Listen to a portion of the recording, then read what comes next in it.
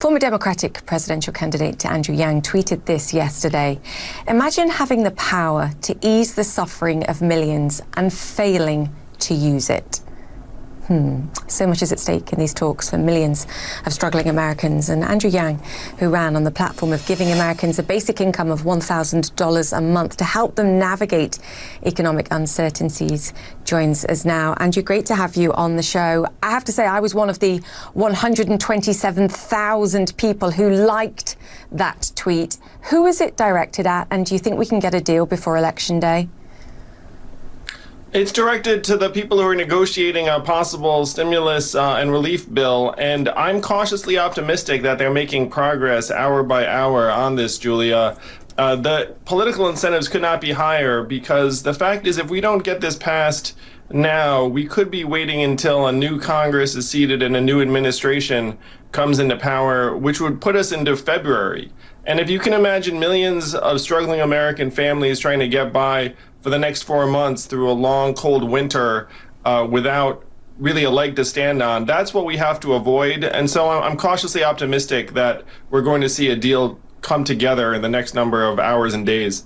You know, I've been talking on the show that I'm afraid that politics gets put before the people in this instance, and actually that's been the case now for many weeks. Are you sure that the Senate Republicans don't get in the way to block this for political reasons?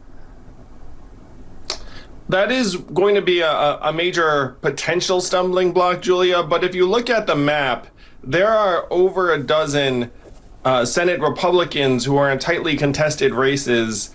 And for them to block stimulus bills now would be really, really difficult for them politically. A lot of them are running for their political careers in places like South Carolina, and places that, frankly, you would not think Republicans would be threatened. So I believe this would pass the Senate because of political considerations on the part of many people who are in tough battles right now. Yeah, we hope you're right. Andrew, you started a not-for-profit. It was called Venture for America. It was going into local communities to look at what was suppressing innovation, to try and help small businesses, to tackle poverty and inequality. I know you've also, on the campaign trail, before it sort of went virtual, you were also talking to communities as well. Is there anyone at a local level, at a city level, that's getting this right, that could provide some kind of template for what needs to be done in America more broadly?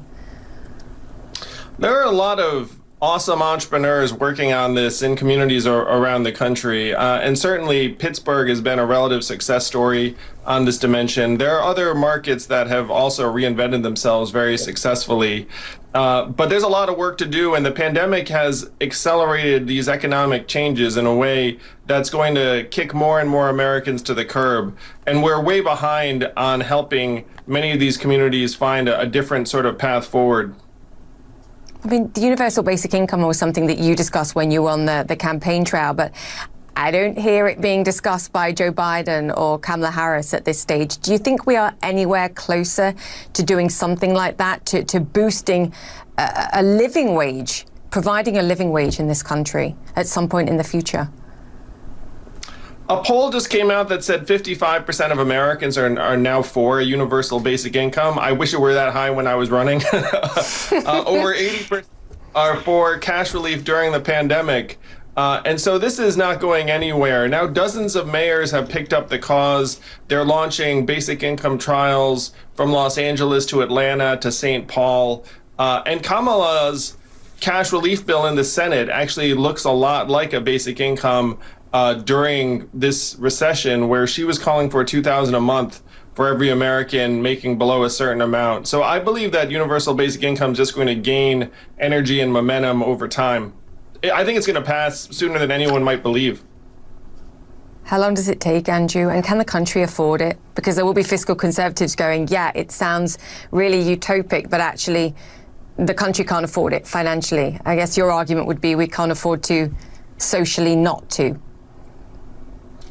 Well, the fact is, the money, after it gets put into people's hands, just circulates right back into the economy in the form of groceries and fuel and car repairs and daycare expenses. It's going to shore up millions of jobs in small businesses in towns and cities around the country. So this is a major step forward in a trickle-up economy. It's going to stimulate demand. If you look at what's going wrong with the economy right now, it's low demand. It's that even if you have the wherewithal, you're not actually comfortable spending your money. And so if you put money into people's hands, there are some countries that even put money into people's hands and said, hey, you have to spend it or else it disappears after a couple of months. And it's those kinds of measures that are exactly what we need right now. Yeah, must spend money, but admittedly the other angle there is being confident enough to go out, and for that you have to be in control of the virus as well. You built up a community of people, the Yang Gang members, who I think are avidly waiting to see what your next step is going to be and how you're going to move here. I keep watching these New York mayor candidates stepping up, and Andrew, I just wonder whether you want to give us any information. Are you going to try and go to be the next mayor of New York, or is there still time to decide? I was just in Philadelphia campaigning for Joe and Kamala. My attention's focused right now on helping the country turn the page and get new leadership into the White House. After that, we're going to see how I can add the most value. One thing I will suggest that I think we need to do is speed up our national approach to technology and social media issues. Right now, social media is making it harder for our democracy to function. It's eroding our mental health. And if there's something I can do to help with that, I would love to do so. Yeah, some might say it's making it impossible, quite frankly. Andrew, come back and talk to us about that specifically, because we have one or two strong views on this show about that as well. Andrew Yang, great to have you with us. Thank you for that. CNN political commentator and former Democratic presidential candidate. Put the money in our hands. Put the money in our hands. Put the money in our hands. Put the money in our hands. Can we afford it? Will it cause inflation? No. Is it awesome? Yes. Is anyone trying to make it happen? Yeah, that guy.